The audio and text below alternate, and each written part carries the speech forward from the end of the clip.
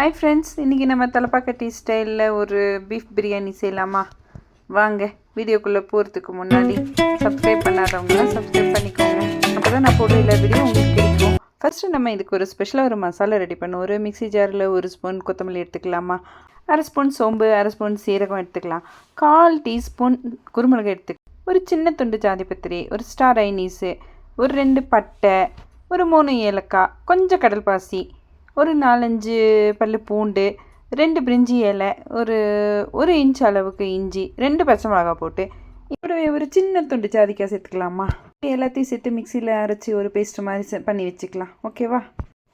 அது ஒரு பக்கம் இருக்கட்டும். இப்போ நம்ம குக்கரில் பீஃபை எடுத்து அது கூட 4-5 குருமிளகை போட்டு, ஒரு பிரிஞ்சி இலை போட்டு, கொஞ்சம் உப்பு போட்டு வேக வச்சிடலாமா. கொஞ்சமாக தண்ணி ஊற்றி மூடி போட்டு ஒரு 4-5 விசில் விட்டுடலாங்க. அப்போ தான் பிரியாணிக்கு கரெக்டாக இருக்கும். இப்போ சின்ன வெங்காயத்துக்குள்ளே எடுத்துக்கிட்டோமா, அதை மிக்சியில் போட்டுக்கலாம்.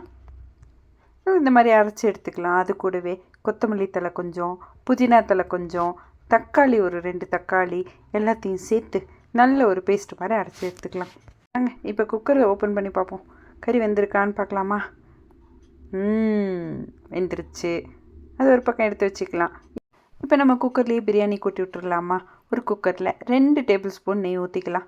அதோட நம்ம அரைச்சி வச்சுருக்க பேஸ்ட் இதுக்குள்ளே போட்டு நல்லா ஃப்ரை பண்ணிக்கலாம். ஓகேவா? அந்த பச்சை வாசனை போகிற வரைக்கும் நல்லா ஃப்ரை பண்ணிக்கலாம்.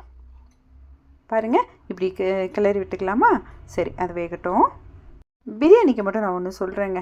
மசாலா நல்லா பச்சை வாசனை எல்லாம் போய் அந்த எண்ணெய் திரிஞ்சு வரும்போது தான் அதனுடைய டேஸ்ட்டே செம்மையாக இருக்கும். அது மாதிரி நம்ம பொறுமையாக செய்யணும்.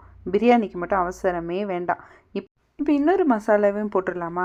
நம்ம இந்த மல்லி, குருமிளகு இதெல்லாம் சேர்த்து அரைச்சோம் இல்லையா, அந்த மசாலாவை இப்போ நம்ம இது கூட சேர்த்துக்கலாம். 2 மசாலாவையும் சேர்த்து நல்லா கிளறி விட்டுக்கலாமா. அந்த ஸ்மெல் அப்பா, இப்போ அந்த கிளறு அந்த ஸ்மெல்லு வரதே செம்மையாக இருக்குது. இப்போ நம்ம 1/2 ஸ்பூன் மிளகாத்தூள் சேர்த்துக்கலாமா. சேர்த்துட்டு மறுபடியும் நல்லா கிளறி விட்டுடலாம். இப்போ என்ன பண்ணலான்னா, நம்ம வேக வச்சுருக்க பீஃப் இருக்குது இல்லையா, அதையும் இது கூட சேர்த்துக்கலாம். ஆனால் அந்த ஜூஸை தனியாக எடுத்து வச்சுருங்க. ஓகேவா? இப்போ நம்ம பீஃபையும் மசாலாவையும் நல்லா பரட்டி எடுத்துக்கலாம். அந்த பீஃபில் அந்த மசாலா நல்லா பிடிச்சி வரட்டும். ஓகேவா? பிரியாணிக்கு டேஸ்ட்டு கொடுக்குறதே இந்த மசாலா தாங்க.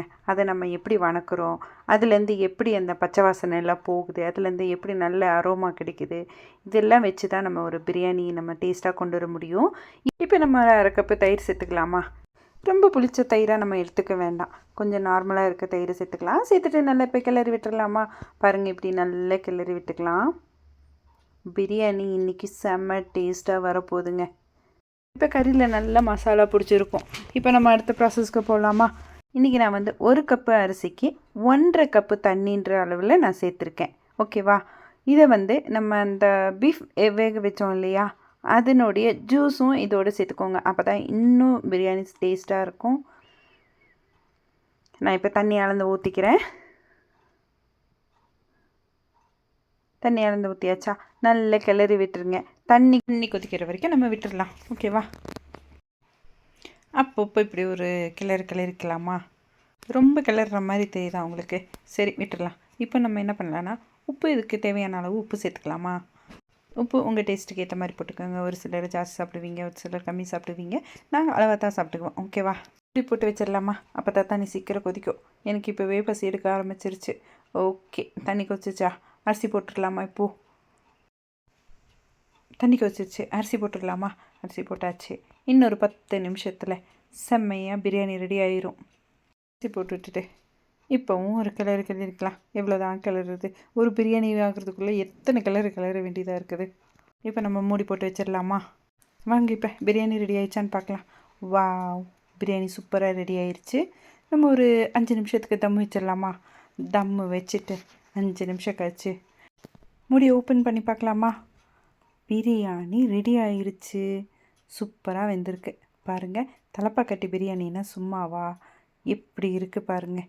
கலரு சூப்பராக இருக்குது, டேஸ்ட்டு சூப்பராக இருக்குது, மனம் சூப்பராக இருக்குது. இதே நீங்களும் வீட்டில் செஞ்சு பார்த்துட்டு இந்த வீடியோவை லைக் பண்ணுங்கள், ஷேர் பண்ணுங்கள், கமெண்ட் பண்ணுங்கள், சப்ஸ்கிரைப் பண்ணுங்கள். மறுபடியும் இன்னொரு வீடியோவோடு நான் உங்களை சந்திக்கிறேன். பாய். தேங்க்யூ ஃபார் வாட்சிங்.